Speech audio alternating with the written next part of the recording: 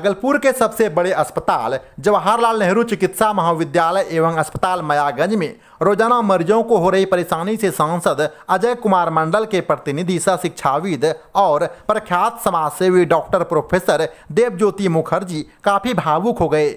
उन्होंने अस्पताल में सुधार के लिए लोगों से सोशल मीडिया और अन्य माध्यम से समर्थन भी मांगा था। इस दौरान भागलपुर ही नहीं बल्कि बिहार, झारखंड और पश्चिम बंगाल के कई जिलों से उन्हें भरपूर समर्थन मिलना शुरू हो गया।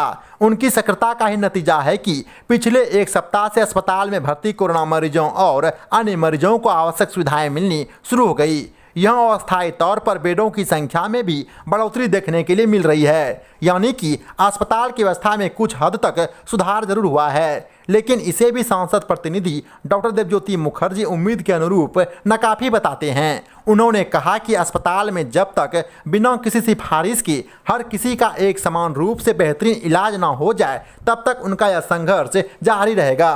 सांसद प्रतिनिधि की माने तो शिक्षा के क्षेत्र में उनका प्रयास लगातार पहले से रहा है। उन्होंने कहा कि शिक्षा का उद्देश्य सार्थक होनी चाहिए। सफलता को जब तक सार्थकता में परिवर्तित नहीं किया जाएगा तब तक मौजूदा व्यवस्था में परिवर्तन होना नामुमकिन है। जैसे कि एक डॉक्टर सफल तो हैं, लेकिन उनकी सार्थकता तभी होगी जब उनके द्वारा इलाज किया गया मरीज उनके इलाज से संतुष्ट हो। डॉक्टर देवज्योति मुखर्जी ने कहा कि लोगों की उम्मीद उन पर जैसे ही बढ़ता है, ऐसी स्थिति में उनकी जिम्मेवारी उतनी ही बड़ी हो जाती है। वहीं दूसरी ओर पिछले 6 महीना में अस्पताल की कुव्यवस्था से सांसद अजय कुमार मंडल भी काफ़ी नाराज दिख रहे थे। उन्होंने इससे प्रदेश के मुखिया नीतीश कुमार को भी अवगत करा दिया था। इसके बाद प्रधान सचिव जब निरीक्षण करने भागलपुर के सबसे बड़े अस्पताल जवाहरलाल नेहरू चिकित्सा महाविद्यालय एवं अस्पताल मायागंज पहुंचे तो यहां की व्यवस्था देखकर प्रधान सचिव भड़क गए थे, जिसके बाद तत्कालीन अधीक्षक डॉक्टर अशोक कुमार भगत को अपनी कुर्सी भी गंवानी पड़ी। लेकिन फिलहाल जवाहरलाल नेहरू चिकित्सा महाविद्यालय एवं अस्पताल मायागंज में अकल्पनीय बदलाव देखने के लिए मिल रहा है। वहीं जिले के लोग अस्पताल में हुए बदलाव का श्रेय सांसद प्रतिनिधि डॉक्टर देवज्योति मुखर्जी को दे रहे हैं, लेकिन इस पर डॉक्टर देवज्योति मुखर्जी कहते हैं कि यह सभी के प्रयास से ही संभव हुआ है। इसमें उनका कोई विशेष योगदान नहीं है, बल्कि लोगों के हक के लिए उनका छोटा सा एक प्रयास है। सर, जवाहरलाल नेहरू चिकित्सा महाविद्यालय सुनकर पहले तो भय सा लगता था, अभी विश्वास जगता है। कोरोना काल में क्या कहेंगे आप? देखिए, जवाहरलाल नेहरू मेडिकल कॉलेज में तो जितनी भी संसाधन चाहिए वो तो है, लगभग कुछ की कमी है लेकिन लगभग है, लेकिन व्यवस्था की कमी थी। और अभी हम लोग सब मिलकर लगे हैं, सांसद जी का पूर्ण प्रयास है कि जो संसाधन है उसका उचित इस्तेमाल हो।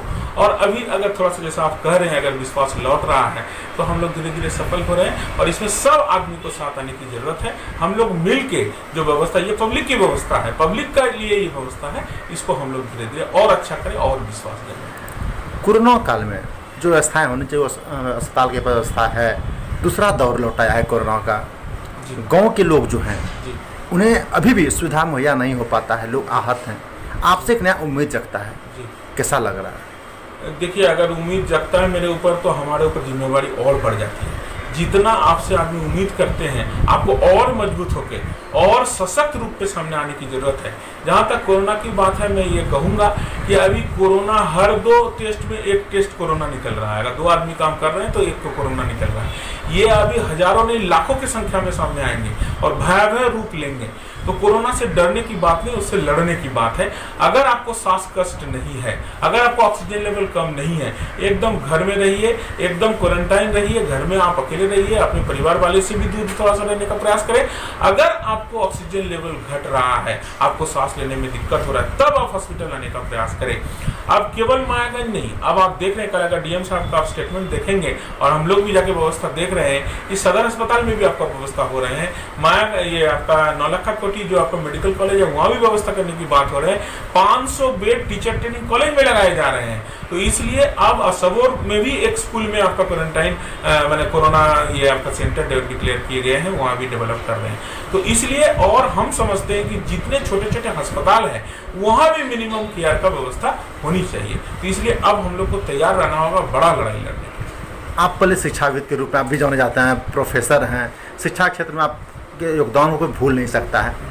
उस समय का प्रयास और एक सांसद प्रतिनिधि होने के बाद का प्रयास आम लोगों के लिए, दोनों में अंतर क्या है?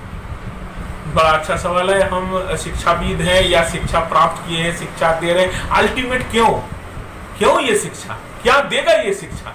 अगर ये शिक्षा आपको एक अच्छा जीवन मुहैया करा सकता है, सफलता को सार्थकता में बदल सकता है, तब वो शिक्षा की लाभ है। सांसद प्रतिनिधि बनने के बाद हम ये बात जरूर कहेंगे कि हमें वो मौका मिल रहा है कि जो सफल आदमी है अपनी जिंदगी में, उसके भीतर में सार्थकता जगाने की। कि आप अगर सफल डॉक्टर बने हैं, आप अच्छा डॉक्टर बने, आपका प्रतिष्ठा है, ये आपकी सफलता है। लेकिन आपके चलते एक भी कोरोना पेशेंट को दिक्कत नहीं है, तब वो डॉक्टर की सार्थकता है। वो सार्थकता जगाने के लिए दिव्यज्योति सामने आया है कि सफल तो सब होता है, सफल तो एक चोर भी होता है, बड़ा हाथ मारा सफल चोर, लेकिन सार्थक नहीं है वो चोर। सार्थकता हमें जगानी है। अगर हम आज आपके सामने देख रहे हैं तो हम सार्थकता का प्रयास कर रहे हैं कि इतना बड़ा अस्पताल है, हम सफल हैं, सरकार सफल है कि बड़ा अस्पताल यहां दे दिया, लेकिन सार्थकता की कमी आ रहे हैं। इतनी बड़ी अस्पताल से जो व्यवस्था निकल के आना चाहिए वो नहीं आ पा रहे हैं। वो व्यवस्था सफल करना है, हमें सफल नहीं होना है, हमें सार्थक होना है। अगर यह मायागंज है तो उसका सार्थकता दिखनी चाहिए। लास्ट 6 महीना से ही सांसद जी लगे हुए थे।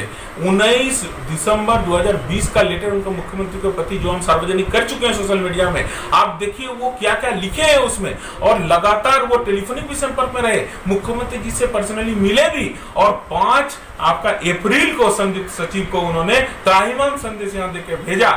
और जो व्यवस्था अभी है, ये व्यवस्था जब तक दुरुस्त नहीं हो जाए, अभी हमारा फोन पे व्यवस्था क्यों होगा?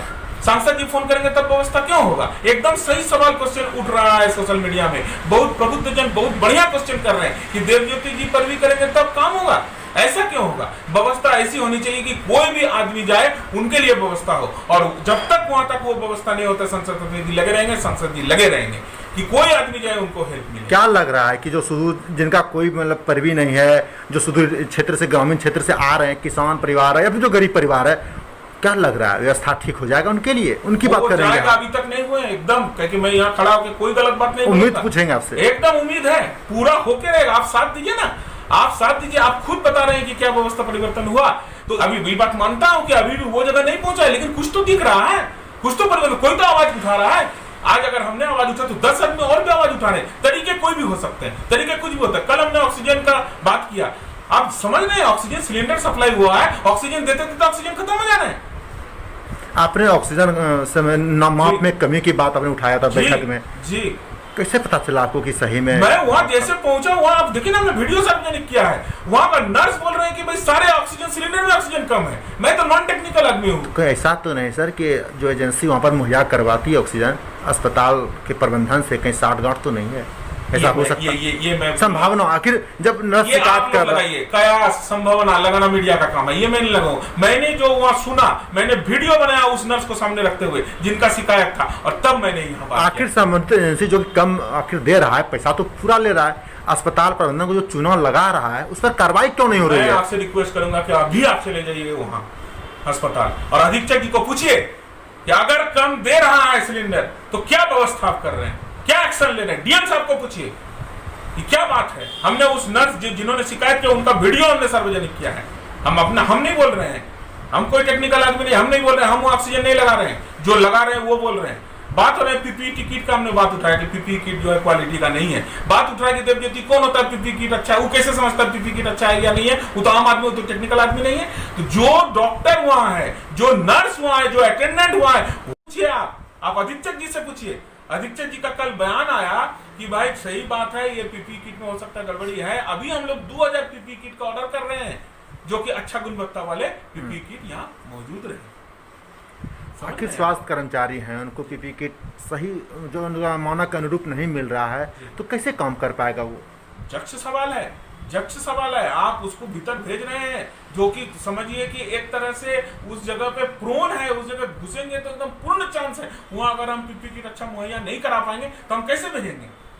कुछ जो रिजेक्टेड है उसको लोग रिजेक्ट कर रहे हैं, कुछ जो अच्छे हैं उसको पहन के वो लोग घुस रहे हैं। ऐसा नहीं कि सारे के सारा जाकर है, कुछ उसमें से निकल रहे हैं, जो लोग निकल रहे हैं अलग करके रख रहे हैं, आप जाके रख रहे हैं। उससे भी बड़ा बात है, ये जो पीपीई किट पहन के घुस रहा है उसका जो डिस्पोजल कर रहा है, उसको जो फेंक रहा है, उसके लिए अलग बैग आता है, वो बैग में उसको फेंकना है। वो बैग ही मुहैया नहीं कराया गया है, एक भी बैग मुहैया नहीं कराया गया कि जो आप पीपीई किट यूज करके जो फेंकिएगा उस बैग में घुसा कर फेंकना है। एक बैग वहां नहीं है। तो सर मुहैया किसको कराना है और क्यों नहीं करवा रहा है? ये सवाल ये सवाल आप उनसे पूछिए, मैंने भी पूछा है, लेकिन आप पूछेंगे तो अपने तरीके से पूछेंगे। पूछिए, व्यवस्था को बदलने के लिए सब आदमी को साथ आना होगा।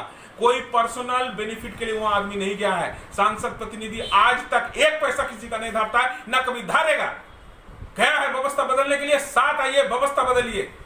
फिर सर इस बार हम फिर पूछेंगे जी। पहले भी सांसद थे, आज भी सांसद हैं, पहले विधायक थे, आज विधायक हैं, आपके पास कोई परफेक्ट पावर नहीं है, इसके बावजूद लोगों का समर्थन, आखिर लोगों का दिल आप जीत कैसे लेते हैं, ये बताइए आप।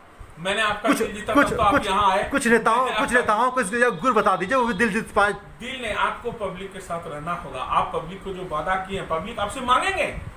1.5 साल हमने संसद के साथ मिलकर बढ़िया काम नहीं दे पाया, फैक्ट है। हमने अपने लेवल में जो काम किया तो हमको गाली दिए, हमने गाली को स्वीकार किया, क्योंकि हमने बोला था कि वोट हमारे अजय मंडल साहब को दीजिए, विकास हमसे लीजिएगा। तो सारा शहर हमारे ऊपर टूट पड़ा। हमने आलिंगन किया उनको कि ठीक है, मैं कोशिश कर रहा हूं। अब अगर मान लीजिए मौका मिला है तो ज्यादा से ज्यादा उसका बेनिफिट हम उठा के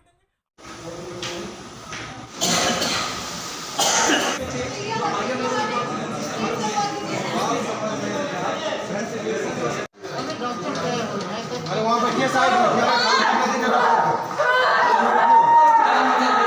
12 तारीख को 12 अप्रैल को हम लोग यहाँ लगभग 10 बजे के करीब आइसोलेशन वार्ड में गए। वहाँ पे सारा BST वगैरह तैयार करवाएं और ICU में एडमिट किए।